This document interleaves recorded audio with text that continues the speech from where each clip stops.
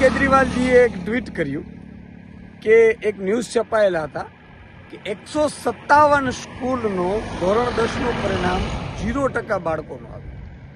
એટલે કે ભાજપનું ગુજરાત મોડેલ એ ગુજરાતમાં અને આખા દેશમાં શિક્ષણ ક્ષેત્રે બંટાધાર કરી દીધું છે.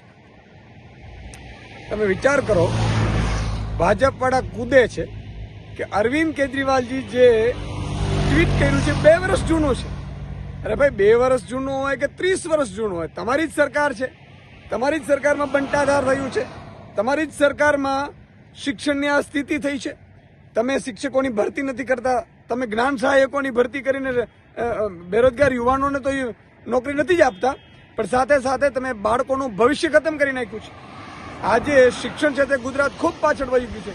ત્યારે મંત્રીઓ છે ટ્વીટો કરીને હરખાય છે, પણ મારે અરવિંદ કેજરીવાલજીનો આભાર માનવું છે કે ગુજરાતની જનતા માટે, વિદ્યાર્થીઓ માટે, બાળકો માટે અને એમના વાલીઓ માટે એક અવાજ ઉઠાવ્યું કે ગુજરાતમાં શિક્ષણની સ્થિતિ સંપૂર્ણ કથળેલી છે.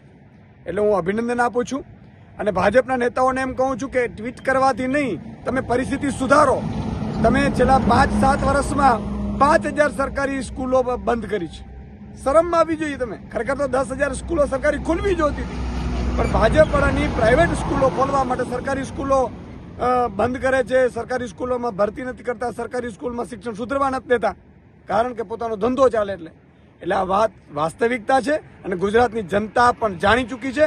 પણ હું અરવિંદ કેજરીવાલજીનું ફરીથી ગુજરાતની જનતાનો અવાજ બનવા બદલ આભાર વ્યક્ત કરું છું.